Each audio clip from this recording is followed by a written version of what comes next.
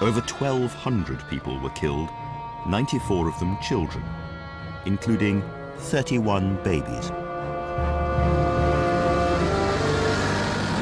When news of the sinking of the Lusitania arrived in Liverpool, a mob formed here at the docks and marched through the town, gathering people as it went. In Edwardian Britain, German migrants had been quite common, running pastry shops and restaurants and butchers, working as musicians or engineers. Now, Germans began to be attacked, their homes and businesses smashed, looted and burned out. The right-wing journalist Horatio Bottomley called for a vendetta against every German in Britain, whether naturalised or not, because he said, you cannot naturalise an unnatural beast, a human abortion, a hellish freak, but you can exterminate it. If there was hysteria in the country, there was crack-up at the top too. On the 15th of May, 1915, Lord Jackie Fisher, Britain's first Sea Lord and one of the most brilliant and charismatic men of the age, walked out of the Admiralty buildings and vanished. The man in charge of Britain's awesome battle fleets had disappeared. Lord Fisher had been appointed First Sea Lord by Winston Churchill in October 1914. They had a passionate, often rocky, relationship, but they agreed on one thing. They were both convinced of the need to end the deadlock on the Western Front. Churchill asked Asquith, "Are there not other alternatives to sending our armies to chew barbed wire in Flanders?" He favoured an attack on Europe's southeastern coast to knock the Ottoman Turks, who were allies of the Germans, out of the war. Fisher thought that was insane. He dreamed instead of a grand royal naval coup, an invasion of Germany's northern coast, and then straight to Berlin. Brilliant or bonkers? Well, we'll never know, because Fisher lost the argument. What we do know is that Churchill's Turkish adventure was a disaster. Hesitation and delay led to the troops landing at Gallipoli 2 months after the first naval bombardment. The Turks were waiting for them. 50,000 British, Australian and New Zealand troops died in the bloodbath. In the Admiralty, Fisher and Churchill were at each other's throats. At a War Council meeting, Kitchener had to physically prevent Fisher from walking out. Fisher's memos became wilder and wilder. Some people thought deranged. He threatened to resign no fewer than 8 times. And then, on that May morning, just as it was becoming clear how bloody the disaster of Gallipoli was, Fisher walked out, apparently into thin air.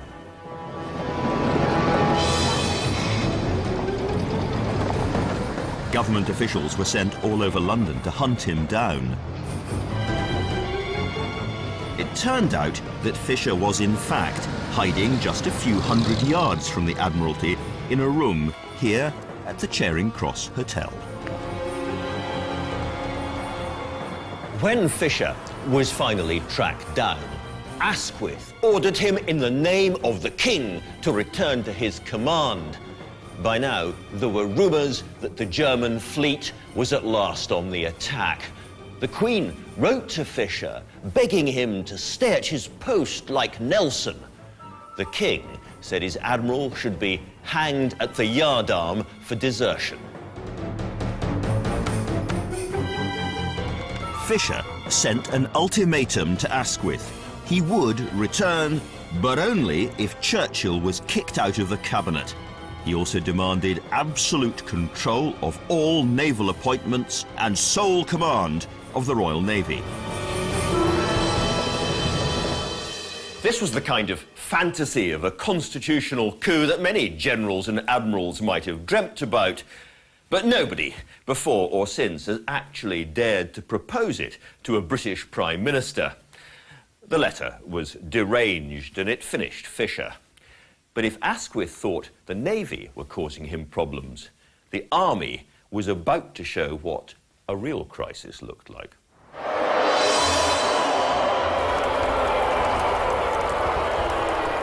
Just 6 days after Fisher's breakdown, there was uproar on the floor of the London Stock Exchange.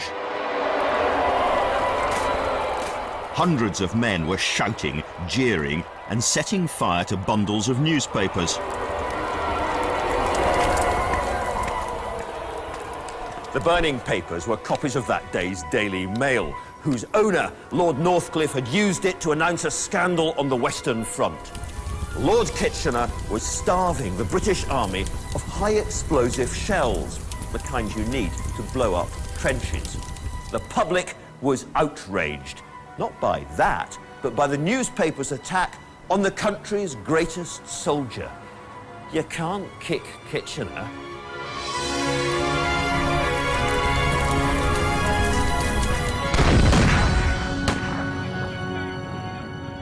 But Northcliffe could, and he did, and he was essentially right.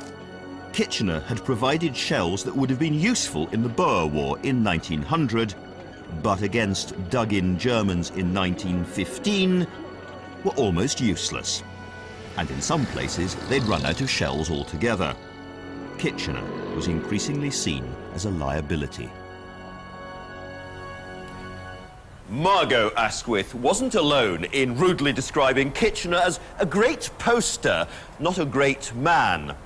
In public, at least, Asquith himself continued to defend Kitchener, but Northcliffe's attack persuaded the Tory leadership and many Liberals, including Lloyd George, that things couldn't carry on this way.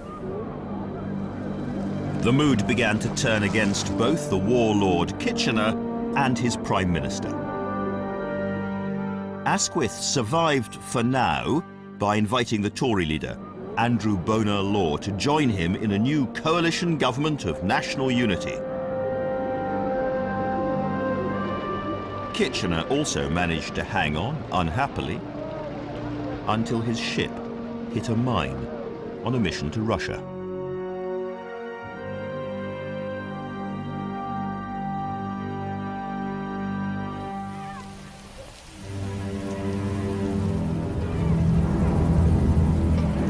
On the night of the 31st of May 1915, a new terror appeared over London.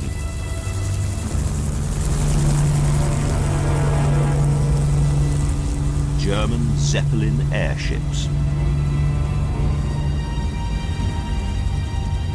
Then they began to unload their cargo.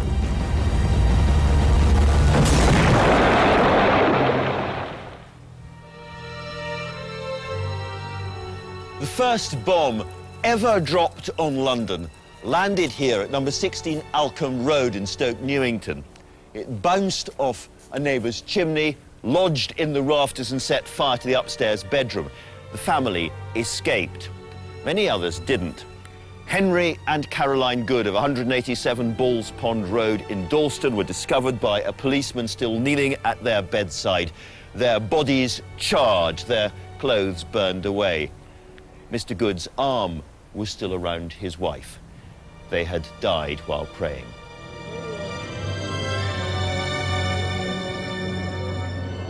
Visits from Zeppelins would now be a regular occurrence. They became known as the baby killers. Far fewer people were killed in the First World War by air raids than would be in the Second World War, but in some ways it was even more terrifying. People who'd only just got used to the idea of human flight were confronted by 500-foot balloons lobbing death.